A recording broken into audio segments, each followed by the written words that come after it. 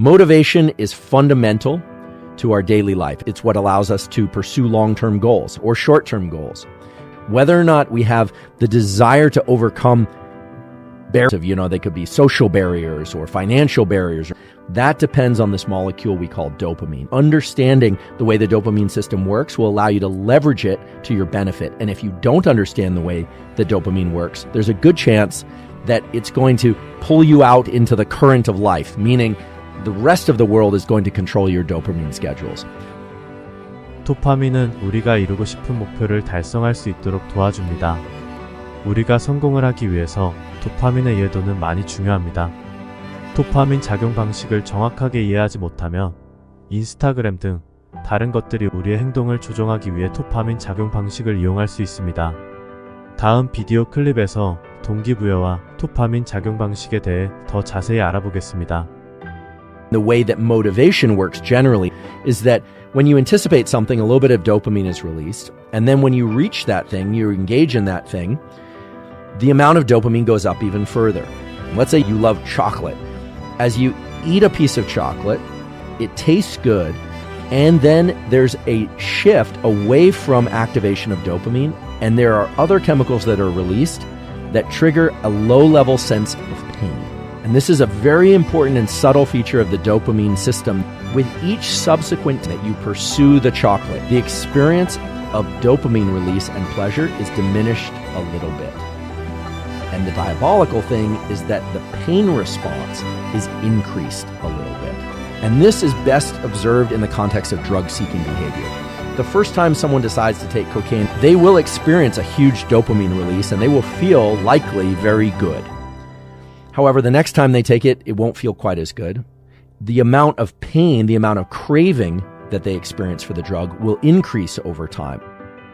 도파민에 대해서 간단하게 정리를 한다면 무언가 좋아하는 것을 반복해서 하게 되었을 때 도파민 분비와 즐거움은 점점 감소되고 그것을 갈망하는 통증은 더 증가한다고 합니다.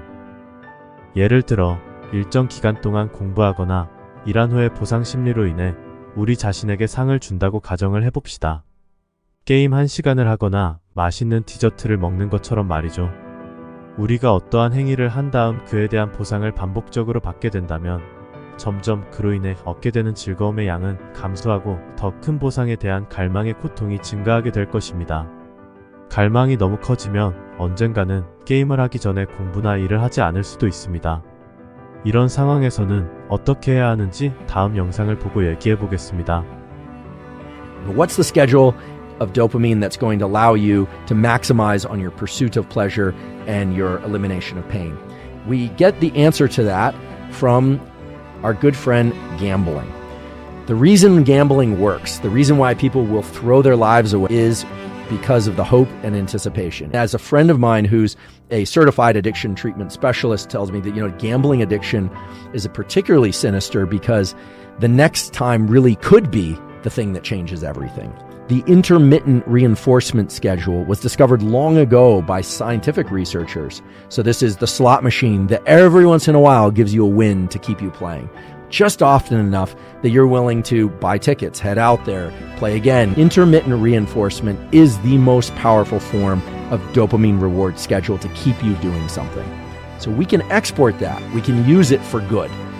If there's something that you're pursuing in life, whether or not it's an academic goal or a financial goal, one of the things that you can do to ensure that you will remain on the path to that goal for a very long time and that you will continue to exceed your previous performance, as well as continue to enjoy the dopamine release that occurs when you hit the milestones that you want to achieve, is to occasionally remove rewards subjectively. Let's say you set out a certain financial goal. As you reach each one of those goals, you should know now that the amount of dopamine is not going to peak. It's actually going to diminish and make you crave more. The key to avoiding that crash, but to still keep it in healthy levels that will allow you to continue your pursuit, is as you are staircasing toward your goal, you actually want to blunt the reward response for some of those intermediate goals. If you're a student who's pursuing goals in university, or you're an athlete who's pursuing goals, it actually makes sense from a rational perspective, once you understand these mechanisms, actively blunt the reward, to not go and celebrate too intensely. Big increases in dopamine lead to big crashes in dopamine, and big increases in dopamine up the ante.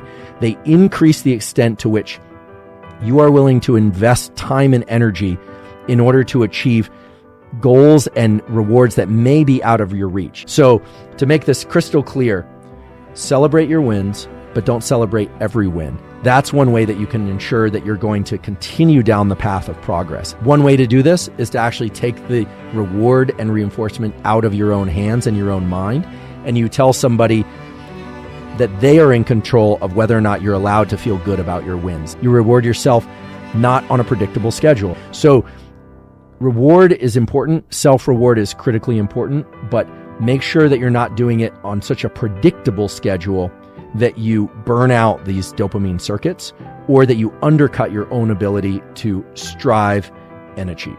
목표를 추구하는 것은 저에게 정말 중요합니다. 매일 하루를 마무리할 때마다 넷플릭스를 보거나 게임을 하는 등 작은 보상을 저 자신에게 줍니다.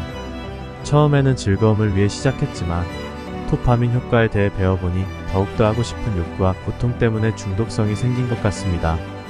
저는 도파민의 분비가 건강한 수준으로 증가할 수 있도록 매일매일 예측 가능한 보상 대신 사다리 게임 등 확률적인 게임을 사용하여 보상받는 걸 실천해 보려고 합니다. 이 정보가 여러분의 성공을 위해 도움이 되고 도파민 시스템과 간헐강화 스케줄을 활용하여 원하는 것을 달성할 수 있도록 도움이 되기를 바랍니다.